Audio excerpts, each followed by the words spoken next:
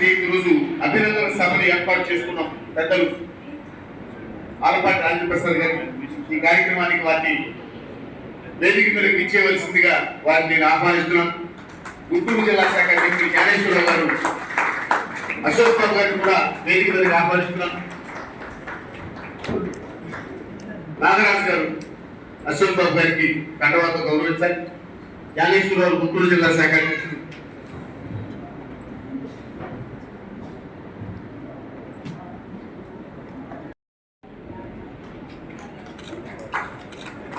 జిల్లా శాఖ అధ్యక్షుడు పైకి రావాలి. పెరుమాడి గారు, రాంబాబు గారు, జ్ఞానేశ్వరరావు గారు, కుమార్ గారు, నాగరాజు గారు. జిల్లా శాఖ అధ్యక్షుడు పైకి రావాలి. ఆజాద్ గారు. చాలా సంతోషం. ఈరోజు డాక్టర్ బిఆర్ అంబేద్కర్ 134వ జయంతి వేడుకల సందర్భంగా ఈ రోజున ఆలపాటి రాజేంద్ర ప్రసాద్ గారికి అభినందన సభను పెట్టుకుంటే బాగుంటుందని చెప్పి మన మిత్రులందరూ కూడా చర్చించుకున్న మీదట ఈరోజు ప్రభుత్వ అధికారిక కార్యక్రమాలు ఎన్ని ఉన్నప్పటికీ కూడా మరి వాటిని కొంచెం పక్కన పెట్టి మన మీద ఒక అవ్యాజమైనటువంటి అభిమానంతో ఈ ప్రాంగణానికి ఇచ్చేసినటువంటి కృష్ణా గుంటూరు జిల్లాల శాసన మండలి సభ్యులు, గ్రాడ్యుయేట్స్ నియోజకవర్గం విభాగం ఉంది ఆలపాటి రాజేంద్ర ప్రసాద్ గారికి సుదీర్ఘకాలం ఆంధ్రప్రదేశ్ ఉద్యోగ ఉపాధ్యాయ కార్మిక కమిషనర్గా, ఏపీ ఎన్జిఓస్ అధ్యక్షుడిగా అద్భుతమైనటువంటి విజయాలు సాధించిన నాయకుడిగా మరి మనందరికీ కూడా సుపరిచితం. సమైక్యాంధ్ర ఉద్యమ కాలంలో ఆపాల గోపాలానికి చిన్నపిల్లల నుంచి వయోవృద్ధుల వరకు అందరికీ కూడా పరిచయమైనటువంటి పేరున్న నాయకుడు అశోక్ బాబు గారు. అలానే ఆంధ్రప్రదేశ్ యొక్క ఆత్మాంతికతని నెక్స్ట్ జనరేషన్లోకి తీసుకువెళ్లాలనే ఉద్దేశంతో వారి యొక్క జీవిత చరిత్ర మీద, రాజ్యాంగం మీద, ప్రజాస్వామ్యం మీద, వారి కష్టపడి చదువుకున్నటువంటి తీరుతగుల మీద ఒక చక్కని క్వశ్చన్ తయారు చేసి మేము వివిధ పాఠశాలలో పోటీ నిర్వహించాం. కానీ ఆ రోజు నుంచి కూడా ఆంధ్రప్రదేశ్లో పిఆర్టీ వచ్చిన దగ్గర నుంచి కూడా దానికి ఒక పెద్దన్నగా, దాని యొక్క మంచిని కోరుకుంటూ, దాని యోగక్షేమాన్ని కోరుకుంటూ ఆ సంఘం యొక్క అభ్యున్నతికి ఆ రోజు కృషి చేసినటువంటి నాయకుల్లో అశోక్ బాబు గారు అగ్రగణ్యులు అని చెప్తున్నారు. జిల్లా పరిషత్ టీచర్లకి ఏళ్ల పరబడి ప్రమోషన్లు రావడం లేదని, మండల పరిషత్ టీచర్లకు పదోన్నతులు లేవని, వాళ్ళకు ఉండాల్సిన సెలవు హక్కులు కానీ మరి ఇతర హక్కులు కానీ లేవు కాబట్టి వాళ్ళ హక్కుల్ని సాధించుకోవడానికి మీకంటే ముందు కాలంలో 50 ఏళ్ల క్రితం ప్రజలు సాధించినటువంటి ఏర్పాటు చేసిన సంస్థ మన గౌరవనీయ ఎమ్మెల్సీ ఆలపాటి రాజేంద్ర ప్రసాద్ గారు. అలాగే మేము ఎప్పుడు వెళ్ళినా మీ సమస్యలు నేను ప్రభుత్వం దృష్టికి తీసుకెళ్తానంటూ భరోసా ఇస్తున్నటువంటి అశోక్ బాబు గారు. అలాగే మా ఎంటీఎస్ ఉపాధ్యాయులని కూడా కలుపుకొని ప్రయాణం చేస్తున్న డిపిఆర్టీయు అధ్యక్షుడు శ్రీనివాస్ గారికి, అలాగే వేదికను అలంకరించిన పెద్దలకి, ఉపాధ్యాయులకు అందరికీ కూడా నమస్కారం. మేము 23వ సంవత్సరం ఏప్రిల్ 13వ తేదీన 25 సంవత్సరాల పోరాటం అనంతరం ఎంటీఎస్ ఉపాధ్యాయులుగా ప్రభుత్వంలో రిక్రూట్ అయ్యాం. ఎక్కడా లేని విధంగా రికార్డు స్థాయిలో మరి వారిని అఖండ మెజారిటీతో మనందరం కూడా గెలిపించుకోగలిగాం. కాబట్టి ఈ సందర్భంగా మరి భారతరత్న రాజ్యాంగ నిర్మాత అంబేద్కర్ గారి జయంతి రోజున వారికి మనందరి సమక్షంలో అభినందన సభను ఏర్పాటు చేసుకోవడం మనందరి యొక్క బాధ్యత. ఈ వారు కూడా రావడం చాలా సంతోషం చెప్తూ మరి అశోక్ బాబు గారి దృష్టికి, రాజేంద్ర ప్రసాద్ గారి దృష్టికి తీసుకెళ్ళాం. ఈ రిజిస్టర్ సంఘాలని ఒక వేదికగా మార్చండి. మీరు 10వ 15వ సంఘాలు కలవండి. దాని ఆ వేదిక పక్షాన మేము కూడా ప్రభుత్వం నుంచి సిఫార్సు చేయిస్తాం. వీళ్ళకు కూడా నిజంగా ఉపాధ్యాయులు మనోభావాలు దెబ్బతిన్నప్పుడు, ఉపాధ్యాయులు కష్టం ఏర్పడినప్పుడు, ఉపాధ్యాయులకి ఎక్కడన్నా ఇబ్బంది కలిగినప్పుడు తప్పనిసరిగా మిమ్మల్ని ఆశ్రయిస్తాం. ఈ ఉపాధ్యాయులకు మీరు ఉన్నారనేటువంటి ఒక అండను మాత్రం మీరు ఎప్పుడు గతంలో ఇచ్చారు, భవిష్యత్తులో కూడా దాన్ని కొనసాగించాలని చెప్పి నేను కోరుకుంటూ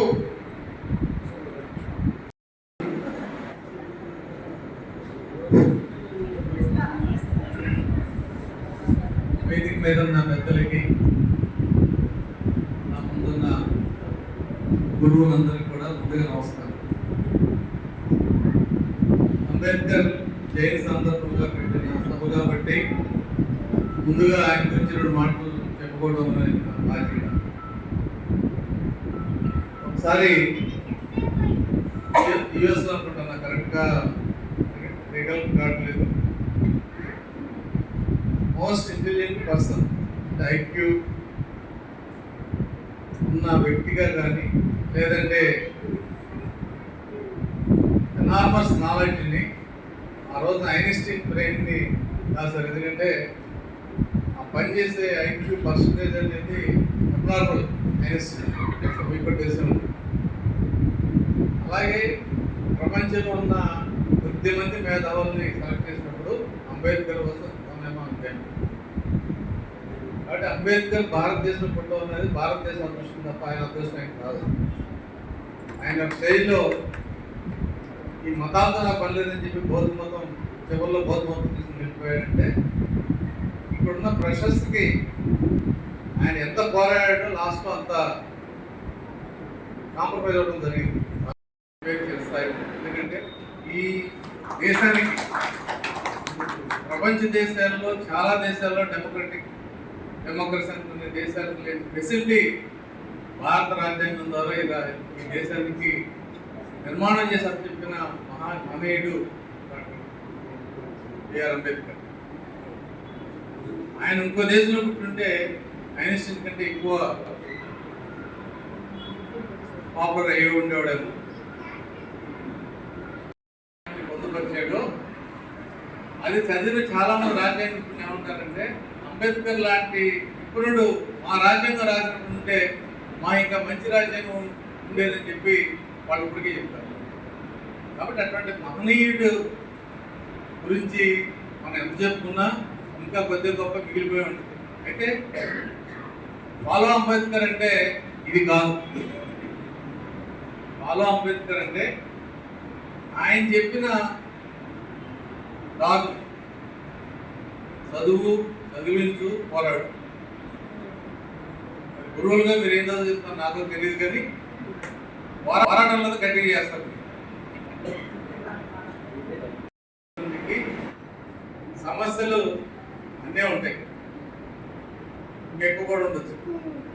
ఇవాళ నేను పోస్ట్ చూశాను, first time in the history of CPS the balance position 0 greater. ఎవరు చేశారు? ఇది ప్రభుత్వం చేసింది. మొన్న 6,000 కోట్లలో 2,500 కోట్లు 2,498.4 కోట్లు it was adjusted to the CPS balance of government share for the last 6 or 7 months. ఇవాళకి February 25కి మీ అమౌంట్ గవర్నమెంట్ అమౌంట్ రేట్ అయిపోయింది. It is 0 pending. First time అంటే వాళ్ళే చెప్తారు, మొత్తం ట్రోలింగ్ అంతా అదే. అయితే ఇది అయిపోయిన కింద ఇంకోటి ఉంటుంది, మాకు 60 నెలల డిఏ ఉంది, మేము ఇన్కమ్ ట్యాక్స్ కట్టాం, సెంట్రల్ రేట్ ఇన్కమ్ ట్యాక్స్ కట్టాం, అదే ఇస్తారు అని. అంటే మన మైండ్ సెట్ 6,000 కోట్ల రూపాయలు యాక్చువల్గా మనకి ఇచ్చిన అమౌంట్ అంతా అప్పు తెచ్చి ఇచ్చింది. వాళ్ళేమో జేబులో క్యాష్ ఉండి అకౌంట్లో ఇవ్వాలి. ఎందుకని చాలాసార్లు సీఎం గారికి మేము కూడా తెలిసి చెప్పాము, సార్ రిటైర్ అయిన వాళ్ళు ఇబ్బంది పడుతున్నారు, వాళ్ళకి జీపీఎఫ్ లేదు, జీపీఎఫ్ అడ్వాన్స్ పెట్టుకున్న పిల్లలు పెళ్ళిళ్ళు చదువులు ఇంటి కట్టుకున్న వాళ్ళు ఇబ్బంది పడుతున్నారు, ముందర క్లియర్ చేయండి సార్, మిగతా పెండింగ్ సర్వీస్ ఉన్న వాళ్ళు తర్వాత చేయించుంటే లేదు మేము ప్లాన్ చేస్తున్నాం, అది అయిపోతే మీకు మార్చిలో అయిపోతే అని చెప్పారు. మొత్తానికి 20,000 కోట్లలో 1000+6 7,000 కోట్ల వాళ్ళ వరకు బయట ఉన్న 15 మంది సార్ మాకు కూడా లోపల తీసుకోండి సార్, మేము నెలలో 2 నెలల్లో రిటైర్డ్ టీచర్గా బోర్డు పెట్టుకుంటాం, మా వాళ్ళు వస్తారు. అంటే ఒక పెద్ద సిస్టంలో ఇష్యూస్ ఎలా ఉంటాయంటే, ఇక్కడ మీరు డిబేట్ ఏదో పెట్టినట్టు 10th క్లాస్ పిల్లలు ఉన్నారా? 10th క్లాస్ పిల్లలు 9th క్లాస్ ఉన్నారా? వేరమ్మా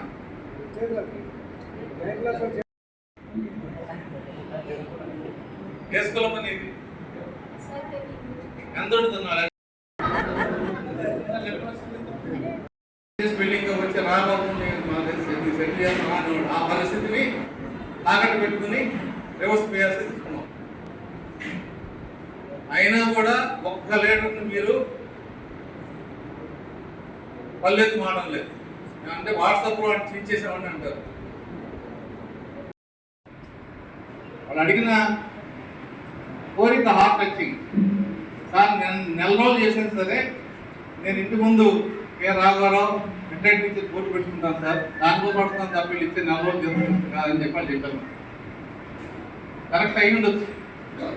మీకున్న 4,000 మంది కూడా ఎంతమందికి ఎంత సర్వీస్ ఉంది నాకు తెలియదు. చాలా మంది రిటైర్ అయిపోయారు, కొంతమంది తక్కువ సర్వీస్ ఉంది.